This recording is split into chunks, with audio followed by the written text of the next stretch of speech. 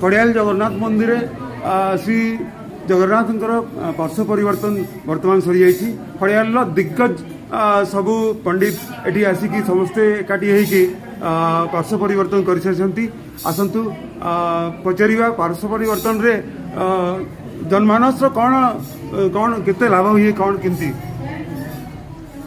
कौन। जय जगन्नाथ। जय जगन्नाथ। आज पवित्र पार्श्व परिवर्तन एकादशी वर्ष को संपूर्ण रूप से 24 एकादशी ता सहित पुरुषोत्तम मास दुईटा एकादशी को युक्त कले संपूर्ण 26टा एकादशी होता है। से भितर चारिटा एकादशी को बड़ एकादशी बोलिक श्रेष्ठ रूप से गणना करा जाइए। तो से चारिटा भितर आज है पार्श्व परिवर्तन एकादशी मध्य अन्यतम। भगवान गोटे एकादशी रे शयन करती, गोटे एकादशी रे पार्श्व परिवर्तन करती, गोटे एकादशी रे उत्थापन करती और गोटे एकादशी रे विराजित होती। एमती चार्टा एकादशी संपूर्ण रूप से आमर बड़ एकादशी बोलिक पार्श्व परिवर्तन रे जनमानस केते लाभान्वित हो पारती। सेटा तो बड़ एकादशी बोलिक समस्त धारणा अच्छे आ समस्ते भगवान आशीर्वाद पाइबापी समस्ते भगवान मकरंद पान करने इच्छा अच्छी।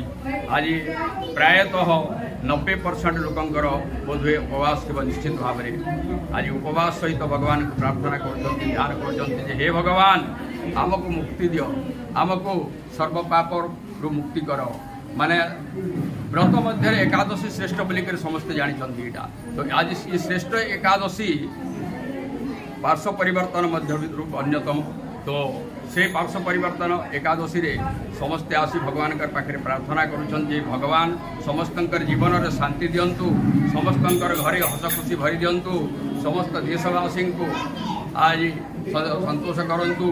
नाना प्रकार उपद्रव, नाना प्रकार रोग, नाना प्रकार भय, शत्रु वृद्धि इत्यादि ग्रह दोष जहाँ थी सबु दोष निवारण पाई आज भगवान को समस्ते प्रार्थना करती और समस्त मनस्कामना पूर्ण होता है।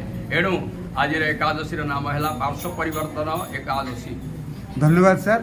आपन देखुथिले कि मंदिर गहन समस्ते अच्छा सदस्य वृंद तथा जय जगन्नाथ तथा सबु पंडित खड़ियाल दिग्गज पंडित ये ऋण होती। आम आउ जन को मंतव्य पचार। जय जगन्नाथ। जय जगन्नाथ। जगन्नाथ संस्कृति महनीय संस्कृति। जगन्नाथ भी जमी गण देवता। मनुष्य जहाँ करे जगन्नाथ भी ताहा करते। मनुष्य खाए सुंदर सुंदर जिनिस खाए, विभिन्न समय विभिन्न प्रकार अति आडंबर सहित अन्न व्यंजन आदि भोग करे। जगन्नाथ प्रतिदिन ताहा करते। खाद्य खाई सारा पर टिके निश्चित भाव में आलस्य आसे, टिके विश्राम नेवाई समस्ते चेष्टा करती। जेहेतु से गणदेवता से रथयात्रा संपन्न होगापर बाहुड़ा यात्रा जिते आसती गुंडीचा मंदिर नीलाद्री विजे करते से पूर्व से रोगाक्रांत होता ज्वर पड़ी था अनु क्षीण थाए दुर्बल थाए। गुंडीचा मंदिर खूब खाती आसती विश्राम ग्रहण करती। सेटा हूँ शयन एकादशी।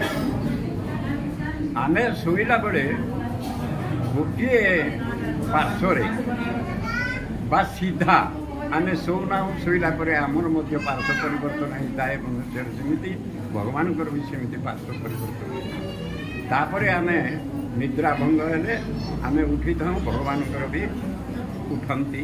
सेटा उत्थापन एकादशी। आज से शोई आसिक पहाड़ आज पार्श्व परिवर्तन कले तापर से उठिले। उठिला पुणी जमी वार्षिक दैनंदिन लीला संपन्न हुए। विभिन्न प्रकार पर्वपर्वाणी हुए। 12 मासे 13 यात्रा हुए। सब जन समागम था से होती गणदेवता। तेणु मनुष्य जीवन में जहाँ जहाँ घटे भगवान भी ताहा। असमय बहुत पानी गाधी देवार ज्वर हो जाए। आमको भी ठंडा ज्वर हुए कोल्ड फीवर आम मेडिसिन खाऊँ औषध सेवन करूँ भगवान को मध्य पक्षी पाचन आयुर्वेदिक औषध दिया हुए शरीर मालिश करा हुए विभिन्न होमिओ तेलरे तांकर शारीरिक पीड़ा दूर करने आसिक द्वादशी एकादशी द्वादशी शयन करते एवं आज हूँ से शोता अवस्था जो पार्श्वटी परिवर्तन करेंगे तांकर तो सब दिव्य भाव दिव्य लीला सब तांकर तेणु आज से पार्श्व परिवर्तन करते जो कड़े शुईले एवं पर लेउटे आसंता कार्तिक शुक्ल एकादशी रे उत्थापन हम उठे तापर फिर जमी दैनंदिन ठीक से धन्यवाद सर। मान को सूचित करा जे तमें जहाँ कर मु भी ताहा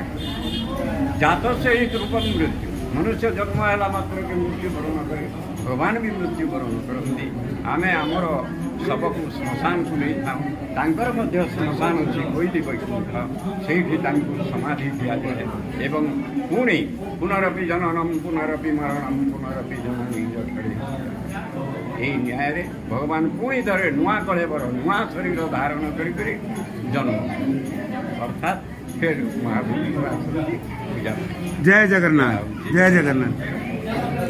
पग बिनु चलई सुनई बिनु काना कर बिनु करई करम विधि नाना। जय जगन्नाथ जय जगन्नाथ।